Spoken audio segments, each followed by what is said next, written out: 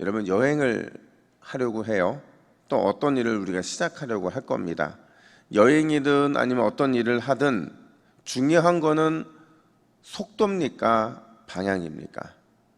쉽게 말하면 빠르게 가는 게 중요한 겁니까? 아니면 바른 방향으로 정확하게 가는 게 중요한 겁니까? 당연히 방향이죠.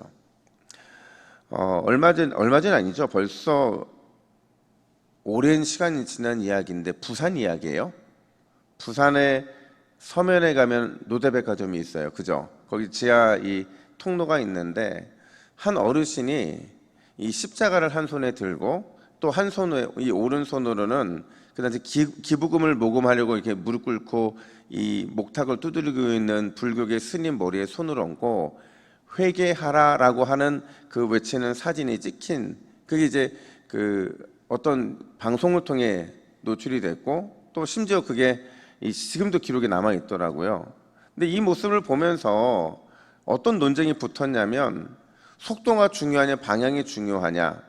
여기서 말하는 속도라고 하는 것은 어떻게든 그리스도를 전하는 게 중요하냐 아니면 잘 전하는 게 중요하냐의 논쟁이 한번 붙었던 적이 있어요. 사실은 속도도 중요하고 방향도 중요하지만 방향 없는 속도는 늘 문제를 일으키죠. 하지만 방향이 정해진 속도는 엄청난 시너지를 발휘할 수 있다는 것을 이 사진 한 장으로 우리는 보게 된 거예요. 오늘 바울이 사실은 그걸 말하고 있는 겁니다. 자, 2절 말씀을 잠깐 함께 볼까요? 2절 말씀을 같이 읽습니다. 시작. 내가 증언하노니 그들이 하나님께 열심히 있으나 올바른 지식을 따르는 것이 아니니라. 아멘. 자신이 직접 유대인으로서 경험해 보니까요, 그들의 열심의 특심으로 살아보니까 뭐가 잘못됐는지를 정확하게 알겠다고 지금 바울이 고백하고 있는 거죠. 여러분, 바울이 말하고 있는 유대인의 열심이라는 게 도대체 뭘까요? 그리고 바울이 말하고 있는 올바른 지식이라는 게 뭘까? 오늘 그걸 좀 살펴보면 첫 번째로 우리는요, 누구를 위한 열심으로 살아야 되느냐? 예수 그리스도. 그분을 위한 열심을 위하여 살아야 된다 이렇게 말하고 있는 거예요. 사실 이건 굉장히 중요한 겁니다. 근데 우리가 쉽게 놓치는 것이죠. 지난 주일에 제가 다윈 얘기를 하면서 제가 예를 든 게 있어요. 제가 몸살이 난 이유가 뭐라고 그랬어요, 여러분? 발치 때문에 그렇습니까? 아니면 몸이 좀 피곤해서 그렇습니까? 아니라고 그랬어요. 뭐 발치 때문도 피곤해서 그것도 아니라 내 열심으로 내가 일하려다 보니까 내가 내 스스로의 힘으로 싸우려다 보니까 결국에는 몸살이 나더라. 유대인들이 그랬다는 거죠. 유대인들은요, 이 말씀을 아주 찰석같이 믿고 지금까지 따르고 있는데 어떤 말씀이냐면 레위기 18장 5절 말씀이에요. 우리 같이 한번 읽습니다. 시작. 너희는 내 규례와 법도를 지키라. 사람이 이를 행하면 그로 말미암아 살리라. 이 말은 무슨 말이냐면 율법을 잘 지키면, 그 율법만 지키면 뭘 얻을 수 있다는 거예요? 구원을 얻을 수 있다. 이 구원 속에는 하나님의 칭찬과 하나님의 인정이 들어있는 거죠. 이게 유대인들이 아주 철칙으로 삼고 있는 말씀이라는 거예요. 근데 바울은 이 말씀을 오늘 본문에서 뭐라고 재해석하냐면 우리 4절 말씀도 같이 한번 읽어볼까요? 4절입니다. 시작. 그리스도는 모든 믿는 자에게 의를 이루기 위하여 율법의 마침이 되니라. 아멘. 바울이 볼 때 인간은 율법을 잘 지킬 수가 없더라는 거예요. 아무리 10계명을 잘 지키려고 해도, 그들이 만들어낸 613가지 계명을 잘 지키려 해도 절대로 완벽하게 지킬 수 없더라는 거죠. 여러분, 유대인들이 계명에 따라 살려고 할수록 오히려 더 많은 죄를 짓는 이유, 그 이유가 뭐예요? 뭘 놓치고 있기 때문에 그래요? 내가 죄인이라는 거. 내 안에 죄와 죄성이 있어서 아무리 내가 의를 행하려고 해도 의를 행할 수 없는 나의 본질적인 문제를 유대인들은 간과하고 있기 때문이라는 거죠. 그래서 그들은 율법을 지키려고 할수록 오히려 더 극심한 죄책감에 시달릴 수밖에 없는 거죠. 왜요? 내가 지킬 수 없으니까. 그래서 그 문제를 너무도 잘 알고 계셨던 우리 주님께서 우리를 대신해서 율법 아래 나셨죠. 그래서 모든 율법을 완전히 지키셨죠. 누구 얘기하는 거예요? 예수 그리스도를 얘기하는 거죠. 그분이 율법 아래 나셔서 율법의 모든 완성을 지켜주심으로 율법의 마침이 됐다고 말하고, 마침이 됐다는 것은 율법의 종료를 알리셨다, 율법의 완전한 성취를 이루셨다라는 의미를 말해주고 있는 거죠. 따라서 우리는 이 믿음의 방향을 제대로 잡아야 되는데, 그 방향이 뭐냐? 절대로 내 열심과 내 방식으로 돼서는 안 되는 거죠. 예수 그리스도를 향한 열심, 예수 그리스도를 향한 그 방식으로 살아갈 때 우리의 믿음은 하나님께서 인정할 만한 그 방향으로 잘 나아가고 있다고 말하는 거예요. 그게 바로 앞선 2절에서 말하고 있는 올바른 지식에 따른 것, 즉 신앙의 방향이라고 말하고 있는 거예요. 사실 여러분, 교회 공동체가 왜 필요하냐? 여러분, 교회 공동체는요, 철저하게 그걸 훈련시키는 거예요. 그걸 우리의 예배의 방향으로 정하는 거죠. 하나님에 대한 올바른 지식에 따라서 그 방향을 가지고 제대로 어떻게 예수님을 믿을 것인가, 그게 우리가 교회에서 훈련받아야 될 내용이고 예배의 방향으로 삼고 있는 거예요. 여러분, 우리 하나님은요, 내 열심과 내 방식으로 교회를 섬기기를 원하지 않으세요. 오히려 그렇게 섬기면 교회가 힘들어지죠. 무너질 수밖에 없는 거예요. 하지만 우리 하나님은 그리스도 안에서의 열심과 그리스도를 향하신 방식으로 섬기는 것을 너무나도 기뻐하신다는 거예요. 근데 우리는 어떤 게 진짜 그리스도를 위한 열심인지, 어떤 게 내 방식인지를 늘 놓치고 살잖아요. 그때 우리가 아주 너무 쉽게 던질 수 있는 질문 하나가 있잖아요. 어떤 질문이에요? 내가 무엇인가를 할 때 항상 이 질문의 점검에 오케이 되면 그거는 그리스도를 향한 열심이에요. 근데 이게 맞나라고 생각이 되면 그거는 반드시 내 열심일 때가 많죠. 그 질문이 뭐냐면, 예수님이라면 어떻게 하셨을까?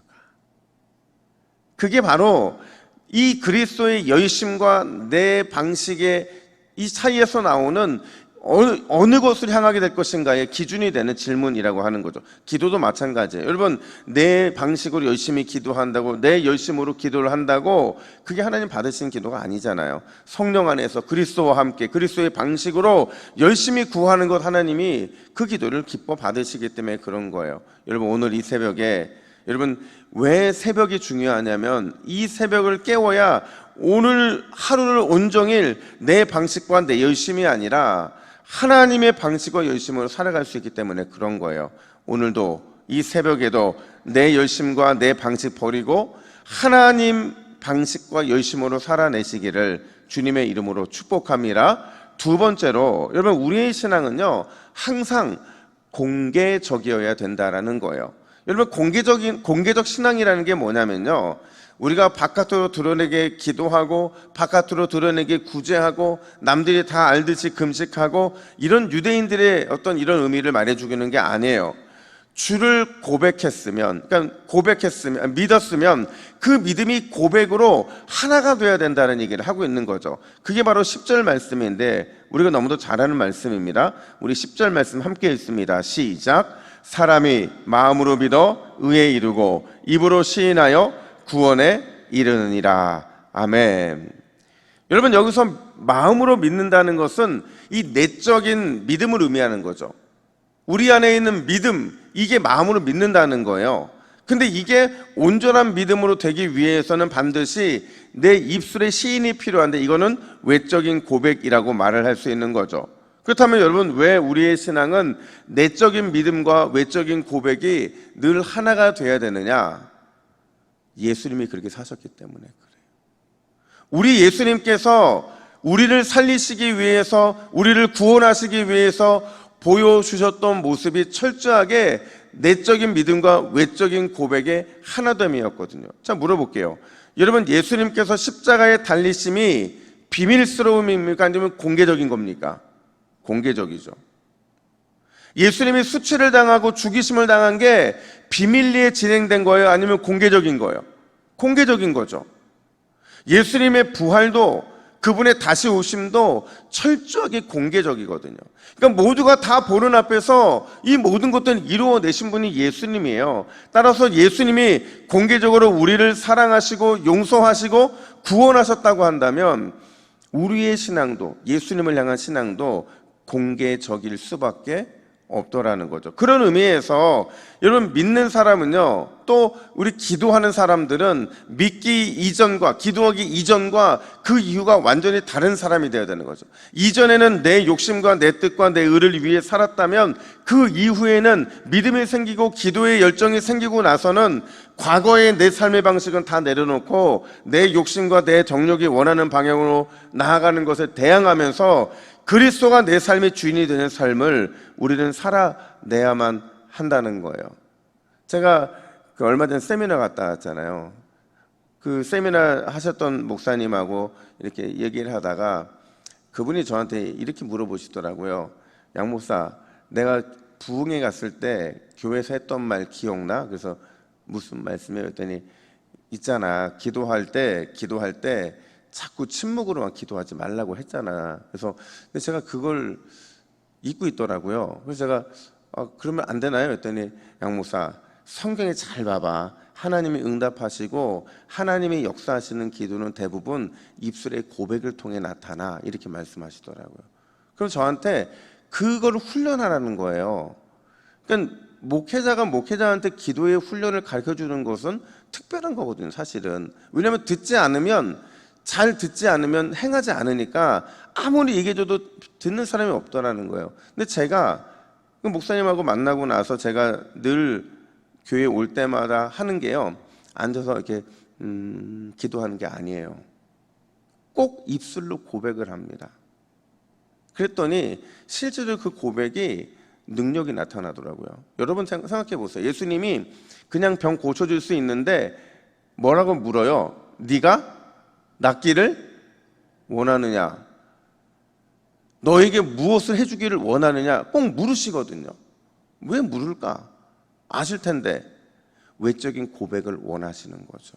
여러분, 제가 우리 교회 처음 왔을 때 새벽에 좀 부르짖는 기도를 하고 싶어서 우리 성도들에게 새벽에 부르짖자고 제가 부탁을 드렸어요. 그랬더니 어떤 분이 전화하셔가지고 우리 교회 전통은 새벽에 부르짖는 전통이 없다는 거예요.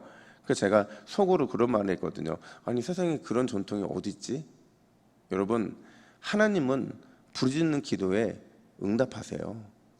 오늘 이 새벽에 여러분의 입술로 작든 크든 하나님께 부르짖으면 하나님께서 반드시 여러분의 외적인 고백을 통해서 은혜의 역사를 증명해 내실 줄로 믿습니다. 분명한 건 여러분, 외적인 고백과 내적인 믿음은 하나가 되어야 된다는 거예요. 여러분이 믿은 것만큼 여러분의 외적인 고백과 사랑의 표현과 헌신과 십자가를 지고 살아가는 모습이 여러분이 예수님을 진짜 믿는 믿음으로 증명된다는 사실을 기억하시고 오늘도 그 믿음으로 이 새벽에 승리하시기를 예수님의 이름으로 축복합니다. 우리 화면 보시고 같이 기도의 제목을 같이 읽습니다. 시작. 주여, 하나님의 방식과 열심으로 하나님 받으실 만한 삶 살아내게 하옵소서. 오늘도 내적 믿음과 외적 고백을 통해 참 신자임을 증명하게 하옵소서. 아멘. 함께 기도하겠습니다. 하나님 아버지, 오늘도 우리가 하나님 사랑해서 이 자리에 나왔습니다. 하지만 여전히 내 열심과 내가 원하는 방향이 늘 내 삶 앞에 있음을 고백하오니 하나님, 우리를 불쌍히 여겨주시고 하나님의 열심과 하나님의 방식으로 주님을 위해 헌신하는 오늘 하루가 되게 하여 주시옵소서. 여전히 믿음이 있다고 입술로는 말하지만 우리의 삶이 그 믿음을 증명하지 못할 때가 참 많음을 고백합니다. 주여, 우리를 불쌍히 여기사 오늘도 단순히 내 안에 있는 믿음이 아니라 고백되어지는 믿음, 선포되는 믿음으로 하나님께 영광을 올려드리는 우리 모두가 되게 하여 주시옵소서. 감사드리며 예수님의 이름으로 기도하옵나이다. 아멘.